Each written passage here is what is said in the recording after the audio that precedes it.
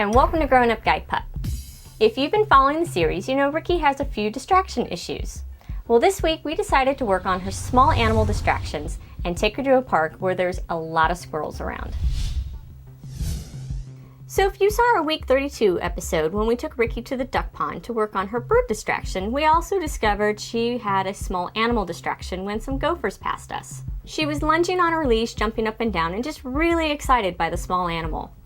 So we thought we'd take her to Central Park in San Mateo, where there's lots of different squirrels around, and we thought this would be a great place to work on her distraction problems. It's important for us to desensitize Ricky to all the different distraction problems he has, whether it be birds, balls, or in this case, squirrels.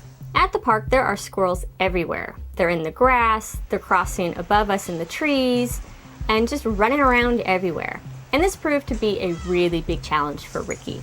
Not only was she just distracted by them when they were out and about, but she was also distracted by them when she didn't see them.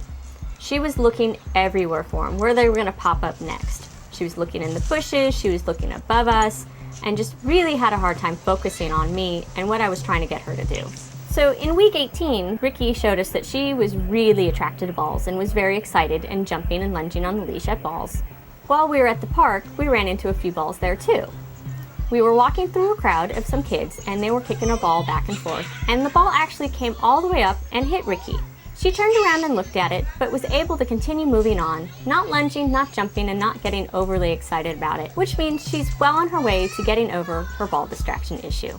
Now, if you saw week 36, you saw that she was having a really hard time with some of the other dogs at the pumpkin festival. And they weren't even barking and egging her on at times, but she sure was really trying to get to one small little white dog. And we managed to pass another little white dog where she was a little excited by it, where she kind of lunged a little bit on the leash, but was able to refocus on me and continue walking, which also proves that she's capable of getting over her dog distraction problem.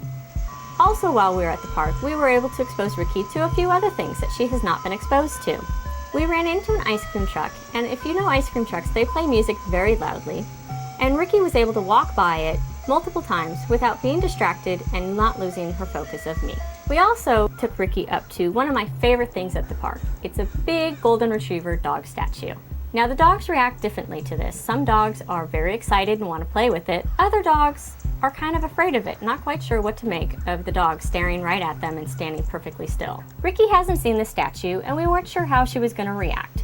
Now, it's important to expose these puppies to statues because you do come across them in everyday life at times, and they need to be able to walk by and not be frightened or overly excited by them. Ricky was very curious about the statue. She walked up to it with her tail wagging, and she realized it wasn't a real dog, and said, okay, I've had enough, and was able to walk on without any problems. So it seems no matter where we go with Ricky, she's always grabbing the attention of someone. This time, it was a little girl who was just fascinated by Ricky. She was so excited that we went ahead and gave her parents permission to let the little girl come up and pet Ricky.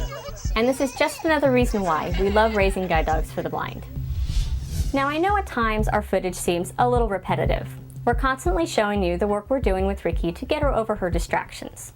Well, it's a huge deal. We're down to the wire. We only have about another 4 to 6 months left with Ricky. She's already 11 months old, and the only way she's going to become a guide dog is if we can get her past these issues. So bear with us. We're really working hard with Ricky and just want to keep you guys updated and in the loop of what's going on with her. So keep watching and tune in next week, and we'll see you next time on Growing Up Guide Pup.